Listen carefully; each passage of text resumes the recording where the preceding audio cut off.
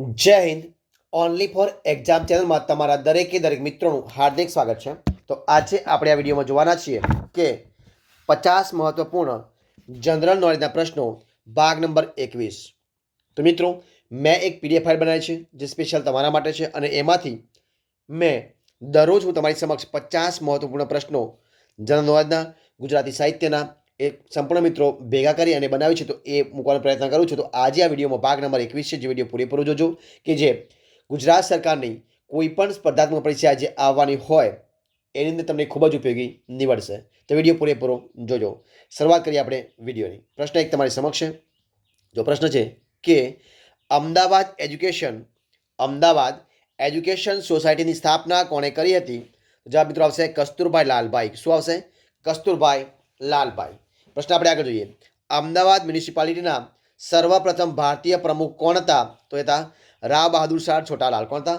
રાવ બહાદુર છોટાલાલ. પ્રશ્ન આપણે આગળ જોઈએ કે સ્ત્રી પાત્રોની ભૂમિકાને રંગભૂમિ પર જીવંત કરનાર નટ કોણ હતા? તો મિત્રો હતા જયશંકર સુંદરી. કોણ હતા? જયશંકર સુંદરી. જ્યોતિ સંઘની સ્થાપના કોણે કરી હતી? જ્યોતિ સંઘની સ્થાપના કોણે કરી હતી? તો મિત્રો એ કરી હતી મૃદુલા સારાભાઈ. કોણે કરી હતી? મૃદુલા સારાભાઈએ કરી હતી. પ્રશ્ન આપણે આગળ જોઈએ કે ગુજરાતમાં સૌપ્રથમ રેડિયો કેન્દ્ર કોણે શરૂ કરાવ્યું હતું? તો મહારાજા સયાજીરાવ ગાયકવાડ વડોદરા. શું આવશે? મહારાજા સયાજીરાવ ગાયકવાડ વડોદરા. પ્રશ્ન આપણે આગળ જોઈએ કે સ્વતંત્ર ભારતની પ્રથમ લોકસભાના અધ્યક્ષ કોણ હતા? તો ગણેશ વાસુદેવ માળવંકર. કોણ હતા? ગણેશ વાસુદેવ માળવંકર.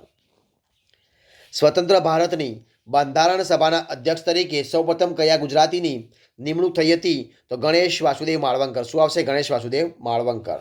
પ્રશ્ન આગળ. બરડો ડુંગર કયા જિલ્લામાં આવેલો છે? તો મિત્રો પોરબંદરમાં. ક્યાં આવેલો છે? પોરબંદરમાં આવેલો છે. ગુજરાતમાં મુખ્યત્વે કેટલા અખાત આવેલા છે? તો મિત્રો 2 અખાત. કેટલા અખાત આવે છે? તો 2 અખાત આવેલા છે. પ્રશ્ન આપણે આગળ જોઈએ કે નીચે પૈકી મિત્રો જે પર્વતમાળા છે મિત્રો કઈ મિત્રો ગુજરાતમાં નથી, તો જે આપી છે એ શિવાલેખ છે. શિવાલેખ ગુજરાતમાં નથી. પ્રશ્ન આપણે આગળ જોઈએ કે ગુજરાતનો દરિયા કિનારો ભારતમાં કયા ક્રમે આવે છે? તો મિત્રો પ્રથમ ક્રમે છે. કયા ક્રમે છે?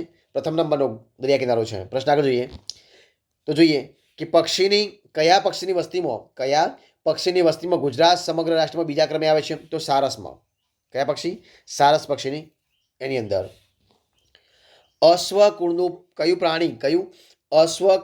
પ્રાણી સમગ્ર ભારતમાં ફક્ત ગુજરાતમાં જોવા મળે છે? તો ગુડખર મિત્રો. કયું આવશે? ગુડખર. પ્રશ્ન આપણે આગળ જોઈએ કે દેશનો સર્વપ્રથમ દરિયાઈ રાષ્ટ્રીય ઉદ્યાન ગુજરાતમાં ક્યાં આવેલો છે? તો જામનગર. મિત્રો ક્યાં છે? તો જામનગરમાં આવેલો છે. પ્રશ્ન આગળ જોઈએ કે ડાયનાસોરના સૌથી વધુ ઈંડાઓનો સમૂહ અશ્મિ રૂપે ગુજરાતમાં કયા સ્થળેથી મળી આવ્યો છે? તો મિત્રો કયા સ્થળે મળી આવ્યો છે? તો જવાબ આવશે મિત્રો શું આવશે? રૈયાલી. શું આવશે? રૈયાલીથી મળી આવે છે. ક્યાંથી મળી આવશે? રૈયાલીથી.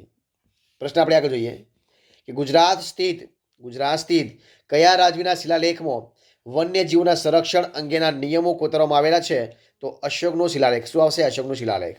પ્રશ્ન આપણે આગળ જોઈએ કે ભારતનું સૌથી મોટું અભયારણ્ય કયું છે? તો મિત્રો એ છે કચ્છનું અભયારણ્ય. કયું આવશે? કચ્છનું અભયારણ્ય.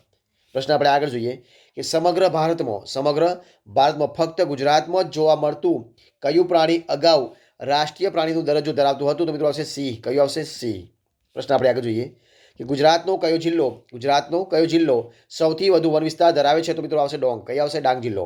પ્રશ્ન આપણે આગળ જોઈએ કે ગુજરાતમાં કઈ જાતિના વૃક્ષો સૌથી વધુ જોવા મળે છે? તો ગાંડો બાવળ. શું આવશે? ગાંડા બાવળના. ગુજરાતનું કયું અભયારણ્ય સમગ્ર વિશ્વમાં સૌથી વધુ સંખ્યામાં કાળિયારને આશ્રય સ્થાન તેમજ સંરક્ષણ પૂરું પાડે છે? તો વેળાવદર. કયું આવશે? વેળાવદર. પ્રશ્ન આપણે આગળ જોઈએ કે ભારતનું સૌથી મોટું પક્ષી અભયારણ્ય કયું છે? તો નળ સરોવર. મિત્રો કયું છે? નળ સરોવર. પ્રશ્ન આપણે આગળ જોઈએ કે ગુજરાતમાં કયા પ્રાણીને જંગલના સંતરી તરીકે ઓળખવામાં આવે છે? તો મિત્રો એ છે સાબરને. કોને? સાબરને. પ્રશ્ન આપણે આગળ જોઈએ કે ગુજરાતનું સૌથી નાનું અભયારણ્ય કયું છે? તો પાણિયા અભયારણ્ય. મિત્રો કયું આવશે? પાણિયા અભયારણ્ય ગુજરાતનું સૌથી નાનું અભયારણ્ય છે. ગુજરાતમાં જોવા મળતું કયું પ્રાણી બોલે ત્યારે કૂતરા જેવો ભસવાનો અવાજ કાઢે છે? મિત્રો તો આવશે બેકરું. કયું આવશે? બેકરું. રાણા પ્રતાપ વડ તરીકે ઓળખાતો વડ ગુજરાતમાં ક્યાં આવેલો છે?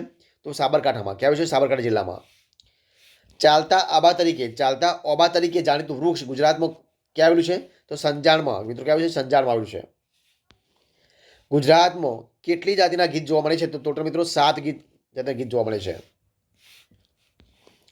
દીપડાની વસ્તીમાં ગુજરાતનો ભારતમાં કેટલામો ક્રમ આવે છે? તો બીજા નંબરનો મિત્રો. કયા નંબર ક્રમ આવે છે? તો બીજા નંબરનો ક્રમ આવે છે. ગુજરાતમાં જોવા મળતું કયું પ્રાણી સૌથી ઊંચું હોય છે? તો નીલગાય. કયું મિત્રો હોય છે? નીલગાય હોય છે. પ્રશ્ન આપણે આગળ જોઈએ કે દ્વારકામાં કયું પ્રખ્યાત તળાવ આવેલું છે? તો ગોપી તળાવ. મિત્રો કયું આવશે? ગોપી તળાવ આવેલું છે. પ્રશ્ન આપણે આગળ જોઈએ કે ગુજરાતના કયા પ્રદેશની આફૂસ કેરી વખણાય છે? તો વલસાડ. કઈ આવશે? વલસાડની. પ્રશ્ન આગળ, મહાત્મા ગાંધીએ દાંડીકૂચ કરી અને કઈ સાલમાં મીઠાના અન્યાય કાયદાનો ભંગ કર્યો હતો? તો મિત્રો ઈસવીસન 1930માં. ક્યારે આવશે? ઈસવીસન 1930ની અંદર. જોઈએ આગળ, લોખંડી પુરુષ સરદાર વલ્લભભાઈ પટેલને કયા સત્યાગ્રહ બાદ સરદારનું બિરુદ પ્રાપ્ત થઈ હતું? તો મિત્રો જવાબ આવશે બારડોલી સત્યાગ્રહ. કયો આવશે? બારડોલી સત્યાગ્રહ બાદ. પ્રશ્ન આગળ જોઈએ આપણે કે વડોદરાને સંસ્કાર નગરીનું સ્વરૂપ આપનારા રાજ્યનું નામ તો શું હતું? તો સયાજીરાવ ગાયકવાડ. શું હતું? સયાજીરાવ ગાયકવાડ હતું. ગુજરાતનું સૌપ્રથમ સૌર્ય ઉર્જા ગામ કયું છે? તો મિત્રો ખાંડિયા. કયું ગામ છે? ખાંડિયા. ગીધની વસ્તીમાં ગુજરાતનો ભારતમાં કેટલામો ક્રમ આવે છે? તો પહેલા નંબરનો. કયો આવશે મિત્રો? પહેલા નંબરનો ક્રમ આવે છે. ભારતમાં કયું રાજ્ય સૌથી વધુ દરિયા કિનારો ધરાવે છે? તો ગુજરાત. કયું આવશે? ગુજરાત. પૂર્વના માન્ચેસ્ટર. કયું આવશે? પૂર્વના માન્ચેસ્ટર ગણાતા અમદાવાદ શહેરમાં એક સમય કેટલી મિલો ધમધમતી હતી? તો 265 મિત્રો. કેટલી? 265. ગુજરાતી બાળ સાહિત્યના અમર પાત્રો મિયા ફુસ્કી અને તબા ભટ્ટના સર્જકનું નામ મિત્રો શું હતું? તો જીવરામ જોશી. શું નામ હતું? જીવરામ જોશી. તુલસીશ્યામ તીર્થધામ ક્યાં આવેલું છે? તો જુનાગઢમાં. કે મિત્રો આવેલું છે? જુનાગઢમાં આવેલું છે. બ્રિટિશરોએ કઈ સાલમાં સુરત ખાતે વ્યાપારી કોઠીની સ્થાપના કરી હતી? તો ઈસવીસન 1618. શું આવશે? ઈસવીસન 1618. પંચમહાલ જિલ્લામાં આવેલા પર્વત પાવાગઢ પર કયા માતાજીનું સ્થાનક છે? તો મહાકાળી માતા. કયું આવશે? મહાકાળી માતા. ભારતીયો સાથે દૂધમાં સાકરની જેમ ભળી ગયેલી પારસી પ્રજા કઈ સદીમાં સંજાણ બંદરે આવી પહોંચી હતી? તો 10મી સદી. કઈ આવશે? 10મી સદી. આઝાદી પછી સૌરાષ્ટ્રના લોકશાહી રાજ્યના પ્રથમ મુખ્યમંત્રી મિત્રો કોણ હતા? તો ઉચ્ચંગરાય ઢેબર. મિત્રો કોણ હતા? ઉચ્ચંગરાય ઢેબર હતા.